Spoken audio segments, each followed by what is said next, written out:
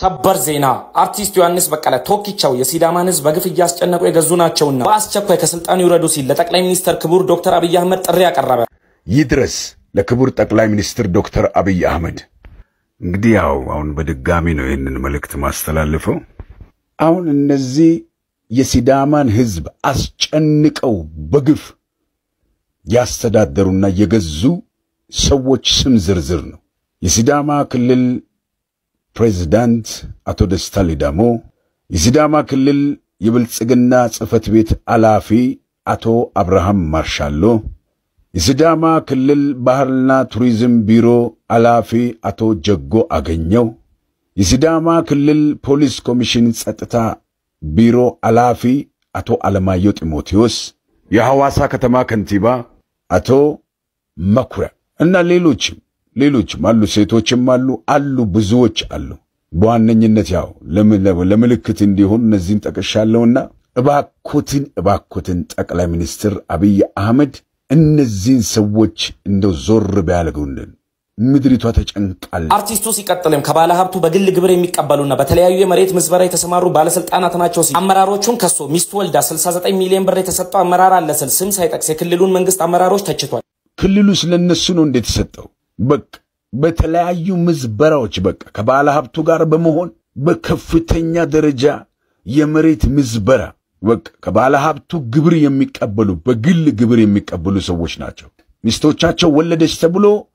እስከ 67 ሚሊዮን ብር የሆነ ነገር ሆነ ተብሎ 59 ሚሊዮን ብር በሚሊዮኖች የሚገበርላቸው at the same time ደግሞ በተቀመጡበት ወንበር ደግሞ እንዲሁ ደግሞ የህዝቡን መሬት ለፈለጉት ሰው አንስቶ የመስጠት ገበሬውን አፈናቅሎ ዞር አድርጎ ለፈለጉት ሰው የመስጠት አቅም ሁሉ አላቸው እዚህ ደረጃ ነው ስልጣናቸውን ከዚህ ባለፈ እስከ ምንም ድረስ ነው የሚጠቀሙት ስልጣናቸውን ለፈለጉት አመጽ ተግባር ይጠቀሙታል ይህ የብልጽግና ሐሳብ ነው ወይ ጠቅላይ ሚኒስትሩና የፌደራል መንግስት ህዝቡን ግፈፉ ብለው ፍቃድ የሰጧቸው ነው የሚመስለው በአስቸኳይ ሀብታቸው የሚፈተሽ ሲል አርቲስቱ ጥሪ አቅርቧል እነዚህ የሚገመገሙ አይደሉም የሚፈተሹ አይደሉም የሚወርዱ አይደሉም የፌደራል መንግስት 10 ጊዜ ብትጮሁም አይሰማችሁም እየተባልን ነውና ልክ የፌደራል መንግስት እናንተ አርጉ ጠቅላይ ሚኒስትር ዶክተር አብይ አህመድ አርጉ ብለው እንደፈቀዱላቸው ያህል ነው እነዚህ ሰዎች ሪአክት ያደረጉ ያሉትም ደርሶ አርጉ በደንብ አርጋችሁ ግፈፉ ያሉ ይመስል ነው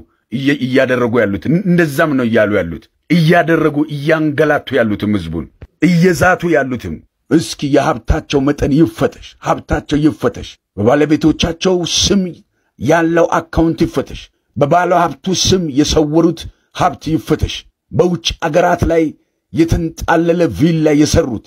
ትላልቅ ህንጻዎችን የገነቡበት ያ ሁሉ ሚሊዮን ብር ይፈተሽ በመጨረሻም አርቲስት ዮሐንስ በቀለ ቶኪቻው በእነሱ አንድ የለማ ስፍራ የለም የደሃን ሀብት መዝብረው ምድሪቷንም ባዶ አስቀርተዋል ሲል የክልሉን አመራሮች ወርፏል የደሃ ህዝብ ሀብት መዝብረዋል